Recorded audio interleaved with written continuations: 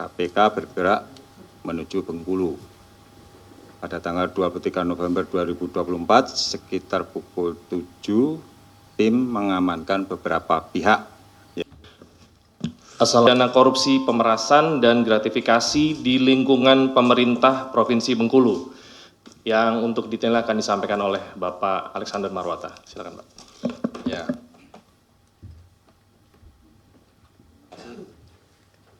Teman-teman, kami mohon maaf teman-teman menunggu terlalu lama ya karena banyak surat-surat yang harus ditandatangani dan dikoreksi. Ya, saya akan menyampaikan kegiatan menyangkut penangkapan ya terduga tindak pidana korupsi yang terjadi di Provinsi Bengkulu.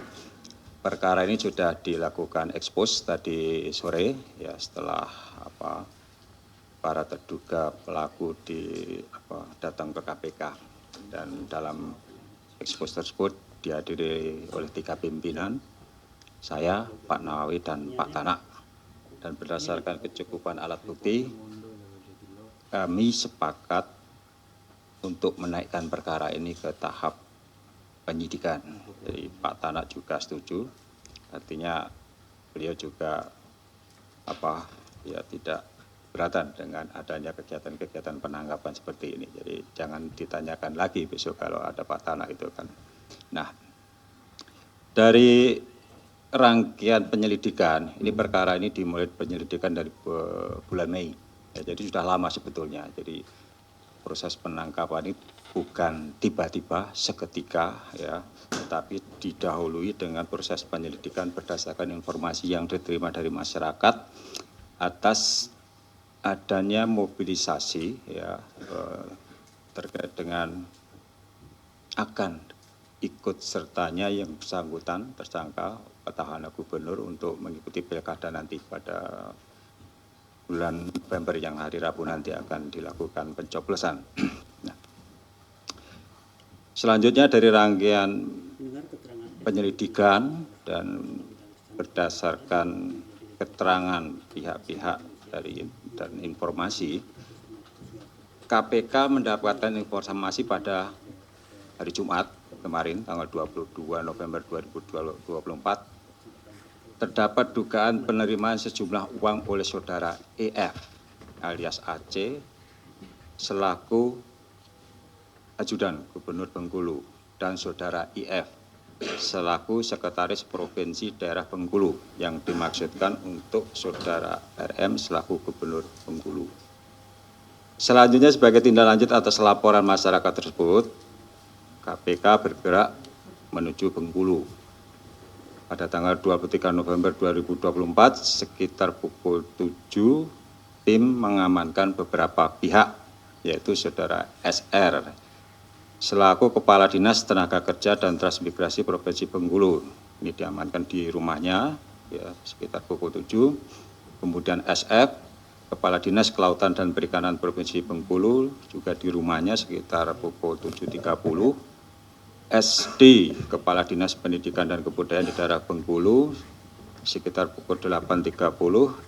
FEP, Kepala Biro Kepemerintahan dan Kesra Provinsi Bengkulu, ini juga di rumahnya sekitar pukul 8.30. IF, Sekretaris Daerah Provinsi Bengkulu, di rumahnya sekitar pukul 16.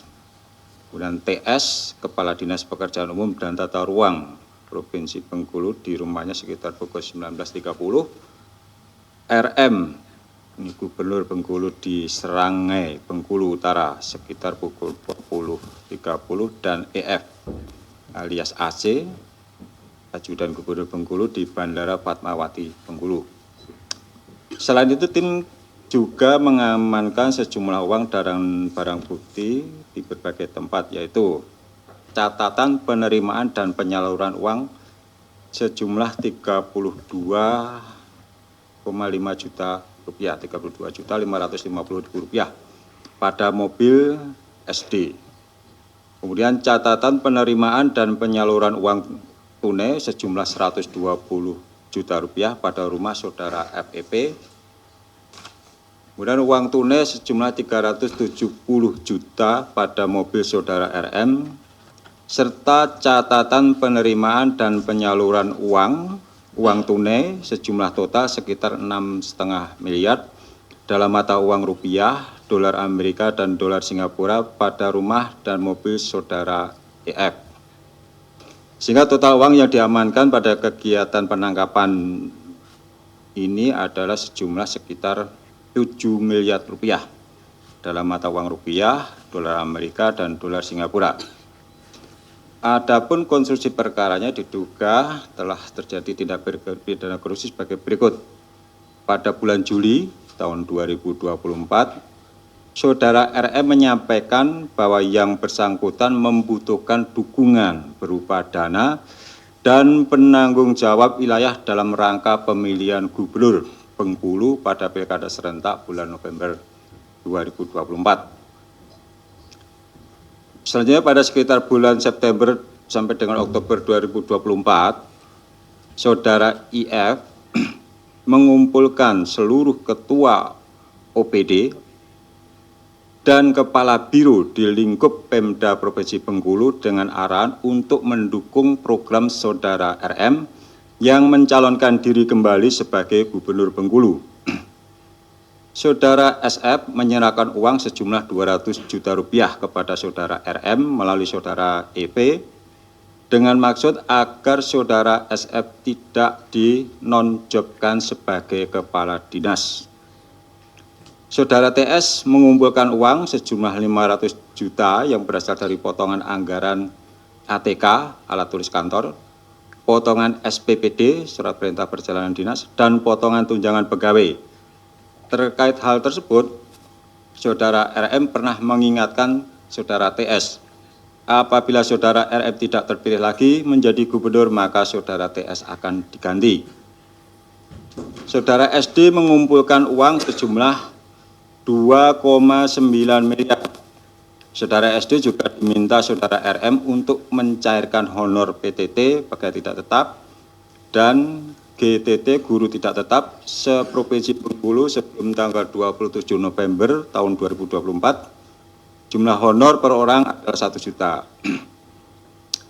Kemudian pada bulan Oktober 2024, Saudara FEP menyerahkan setoran donasi dari masing-masing satker di dalam tim pemenangan Kota Bengkulu kepada RM melalui EP sejumlah 1.405 juta rupiah.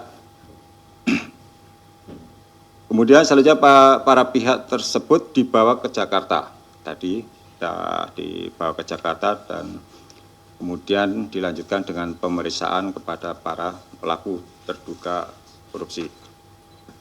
Atas fakta peristiwa tersebut, kemudian KPK telah menemukan adanya permulaan bukti yang cukup dan menaikkan perkara ini ke tahap penyidikan. KPK selanjutnya menetapkan 3 orang sebagai tersangka, yaitu RM, Gubernur Bengkulu, IF, Sekretaris Daerah Provinsi Bengkulu, dan EP atau AC, ini Ajudan Gubernur Bengkulu. Atas perbuatannya, para tersangka disangka telah melanggar ketentuan pada pasal 12 huruf E dan pasal 12 huruf E ini pasal pemerasan ya, dan pasal 12B besar gratifikasi. Undang-Undang Nomor 31 Tahun 99 sebagaimana telah dirubah dan Undang-Undang Nomor 20 Tahun 2001 pasal KUHP. KPK selanjutnya akan melakukan penahanan kepada para tersangka untuk 20 hari pertama terhitung mulai hari ini tanggal 24 November tahun 2024 sampai dengan tanggal 13 Desember tahun 2024. Penahanan dilakukan di rutan cabang KPK. Demikian saya sampaikan. Terima kasih. Terima kasih Pak Alek.